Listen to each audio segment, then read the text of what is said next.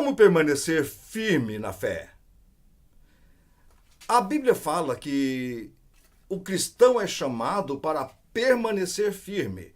A palavra-chave, uma das palavras-chave na vida cristã é permanecer. Não é apenas vir, mas é permanecer. Há muitas pessoas que vêm, que chegam, mas não permanecem.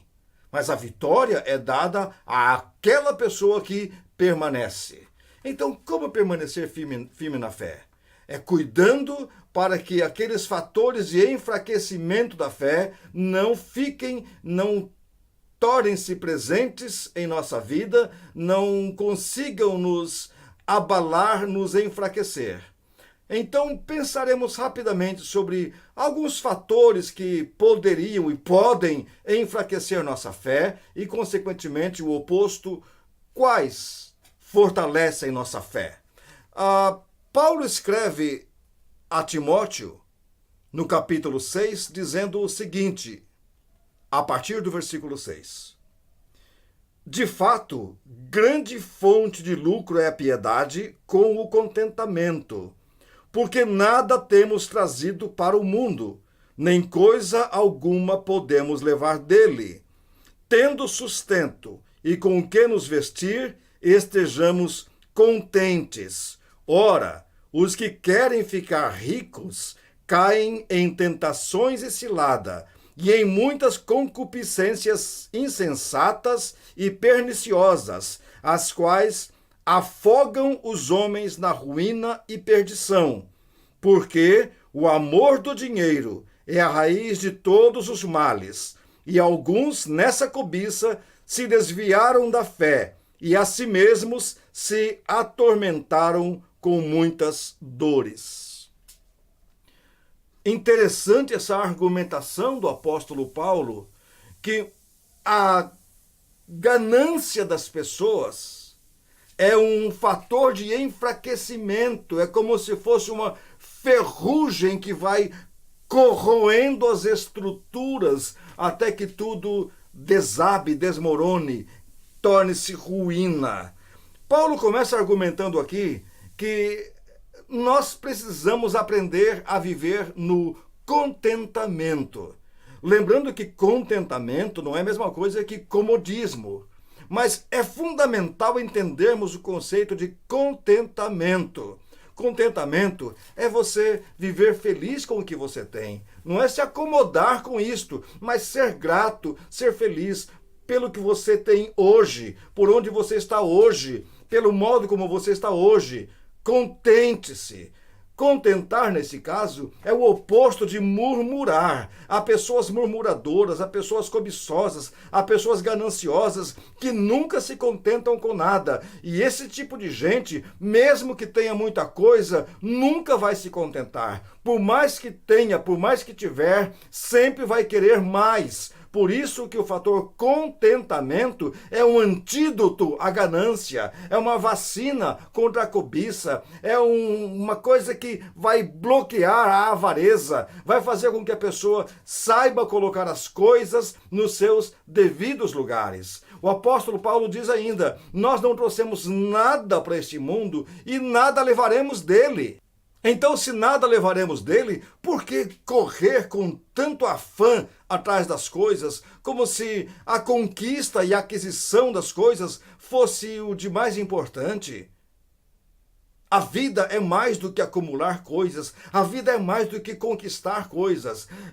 Certa vez um turista chegou a um sábio que vivia isolado e entrou na casinha daquele sábio e viu que não havia nada ali.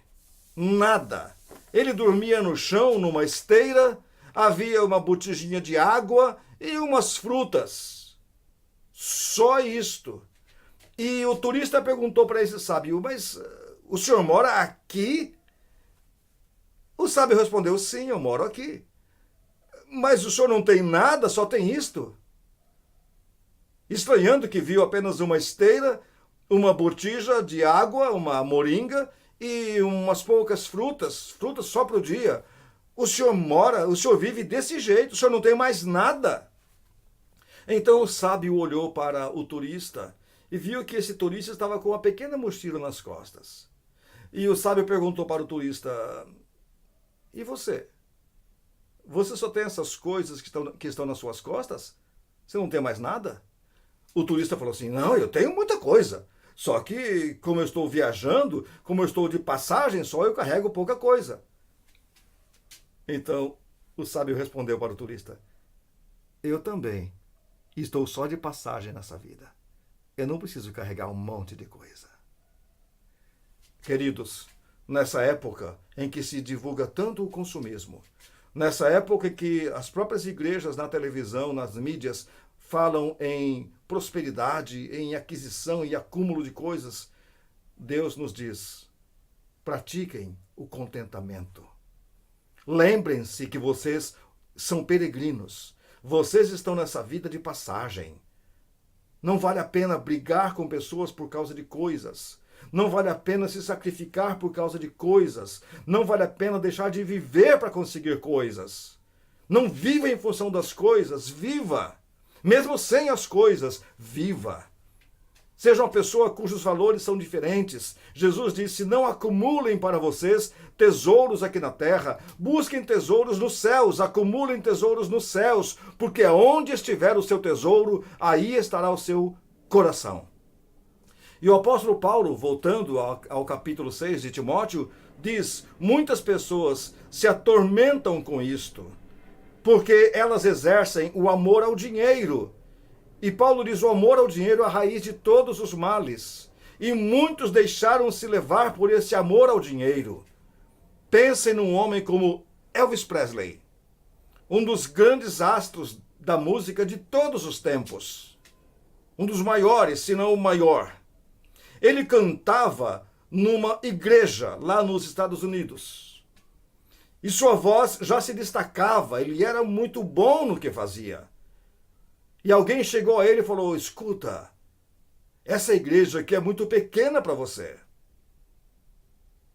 Vá para um lugar maior. Se você tem tanto talento assim, se você tem todo esse talento, não fique aqui nesse lugar obscuro. Busque algo maior, busque algo grande.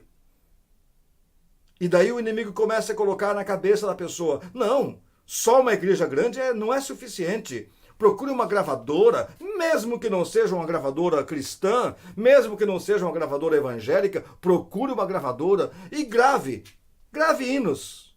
Você vai divulgar o evangelho, você vai alcançar muita gente. E Elvis Presley começou cantando alguns hinos. Mas então alguns começaram a falar: mas só hinos não. Coloque umas músicas aí no meio, coloque outras músicas, mesmo que não sejam cristãs, músicas que não tenham nada de errado, músicas que não tenham nada de anormal, e os cristãos não vão se escandalizar e você vai conseguir também vender seus discos para outras pessoas que não sejam cristãs. Então começaram a colocar outras músicas nos LPs de Elvis Presley. De repente ele descobriu que aquelas outras músicas vendiam mais do que os hinos. E ele começou a cantar exclusivamente, ou 99%, músicas mundanas, porque vendia mais e ganhava dinheiro, e ele rebolava, sensualmente apelava, e isso era consciente, provocava mesmo. Para quê? Para ganhar mais dinheiro. Ele deixou-se vencer pela ganância, deixou-se vencer por esse desejo de ter coisas, negociou sua fé. Se existem coisas que podem minar a fé das pessoas, e existem, uma delas é a ganância, uma delas é essa busca pelo dinheiro. Uma moça bonita pode negociar seus valores para ter uma carreira de modelo, de atriz. Um jogador de futebol pode negociar seus valores, porque se o técnico descobrir que ele é cristão, então o técnico não gosta desse tipo de atleta e vai colocá-lo na reserva. Então ele não admite, não assume sua fé, porque ele quer ganhar dinheiro como jogador de futebol. Eu conheço aqui em Curitiba um jogador assim, só que foi ao contrário. O técnico chegou no clube e falou: comigo não joga ninguém que seja homossexual nem atleta de Cristo. Se você for homossexual ou atleta de Cristo, você não joga comigo. E esse rapaz era atleta de Cristo, um cristão de primeira. Ele deixou de jogar futebol num bom clube daqui de Curitiba porque ele não quis negar sua fé. Tornou-se um representante comercial e nunca mais jogou bola. Nunca mais jogou profissionalmente, porque ele não negou sua fé. Nós precisamos entender que o inimigo faz ofertas para nós que querem nos seduzir, nos conquistar, nos escravizar. No começo parecem boas comidas, mas depois nossa boca se enche de pedrinhas de areia. Algo que também enfraquece nossa fé são os escândalos. E os escândalos aparecem com frequência na igreja. Jesus Cristo disse que é inevitável que venham os escândalos. Se formos levar nossa vida cristã apenas observando os escândalos, nós nunca seremos cristãos. Se formos levar nossa vida com Deus baseada no que vemos nas pessoas, não teremos essa vida com Deus, porque as pessoas são falhas, as pessoas erram, as pessoas pecam. Você falha, você erra, você peca. Eu falho, eu erro. Eu já cometi pecado que eu tive vergonha de levantar os olhos aos céus e pedir perdão. Eu pedi perdão de cabeça baixa. Eu lamentei por meses, por anos, aquilo que fiz. Só que não havia e não há mais como voltar atrás, não há como tentar refazer. A única coisa que posso fazer é deixar aquilo no esquecimento. Sei que muitas pessoas foram magoadas, sei que muitas pessoas ficaram decepcionadas, mas agora a única coisa que eu posso fazer é pedir perdão. Não há mais como restaurar, não há mais como repor. Os escândalos machucam, os escândalos realmente enfraquecem, os escândalos dão um desânimo na gente. Isto realmente é um fator que enfraquece a fé. Mas vamos aprender a olhar as pessoas de maneira diferente. Vamos aprender a olhar as pessoas na igreja como pessoas doentes precisando de cura. Pessoas que estão ali para serem restauradas, transformadas. Não pessoas que já estão prontas, não pessoas que já sabem de tudo, não pessoas que já trataram todas as áreas de sua vida. Se você for andar na vida cristã, olhando para a vida das pessoas, você vai se decepcionar. Se eu for levar minha vida cristã e meu ministério olhando apenas para as pessoas, eu vou voltar para trás. Eu vou recuar, eu vou simplesmente desistir. Mas eu não olho para essas pessoas. A Bíblia diz que nós devemos olhar firmemente para Jesus, que é o autor e consumador da nossa fé. A nossa fé se baseia em Jesus e não na conduta das pessoas. A Bíblia fala que Jesus é o alicerce, e sobre esse alicerce construímos a nossa vida espiritual. Não é olhando para as pessoas, não é mirando as pessoas. A nossa vida espiritual é construída olhando para Jesus. Assim conseguimos firmeza, assim não importa se caiam 1.000 à nossa esquerda, 10.000 à nossa direita, nós não seremos atingidos, permaneceremos em pé.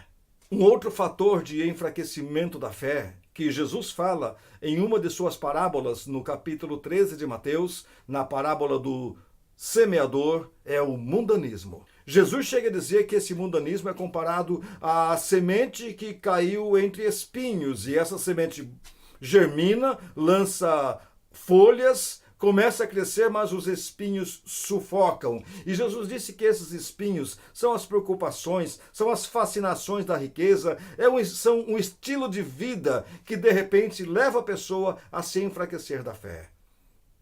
Eu notava e noto até hoje, como que as pessoas são bombardeadas por conceitos errados, para que haja um enfraquecimento na fé das pessoas.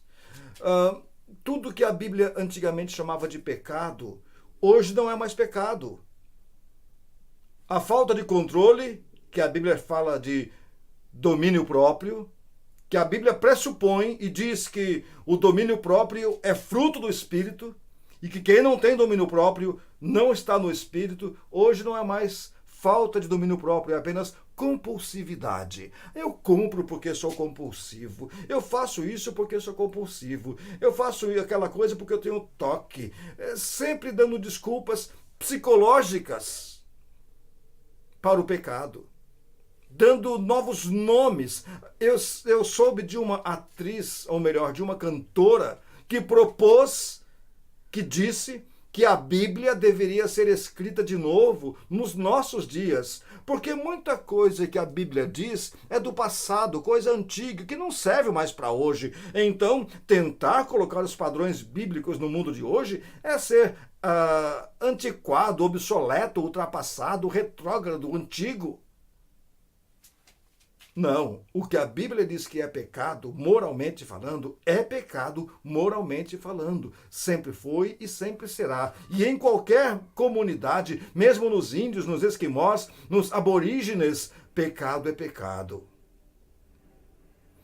A Bíblia diz que o mundanismo enfraquece a fé da pessoa. Você quer manter sua fé firme? Quer manter sua fé forte? Quer continuar um gigante da fé?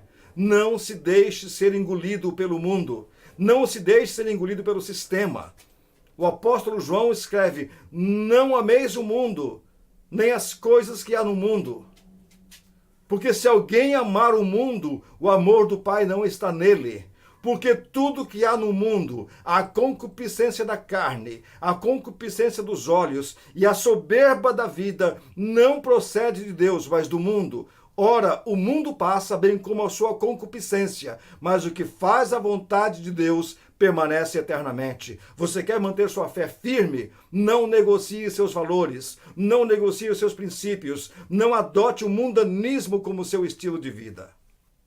Outra coisa que enfraquece ou tende a enfraquecer a vida das pessoas, a vida espiritual, são os ataques satânicos.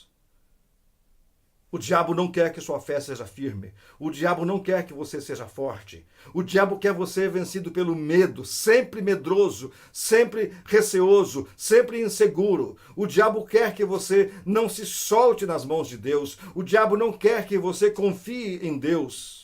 Desde o princípio, o diabo jogou ou tentou jogar o ser humano contra Deus. Desde o princípio, o diabo disse para o ser humano: Deus está mentindo para você, Deus não confia em você, Deus não lhe deu o melhor. Desde o princípio, o diabo disse para o ser humano: eu dou o melhor para você. Deus não. Deus não quer que você evolua. Deus não quer que você desenvolva. Deus não quer que você progrida. Deus quer você ignorante. Deus quer você tolo. Deus quer você fraco. Foi isso que o diabo falou para o casal lá no Éden.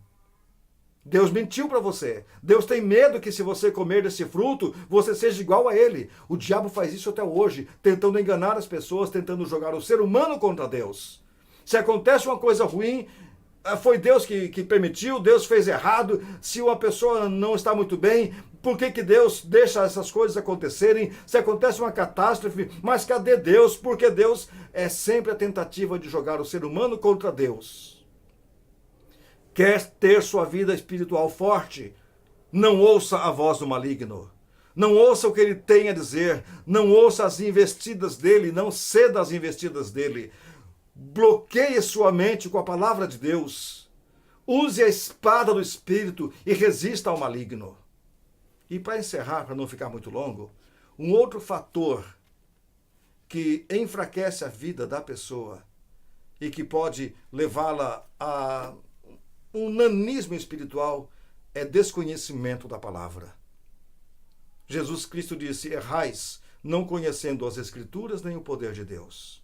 Quer ter uma vida forte, quer ter uma vida espiritual saudável, próspera, rica, conheça a palavra. Alimente-se da palavra. Jesus Cristo disse em João 17:17, santifica-os na verdade, a tua palavra é a verdade.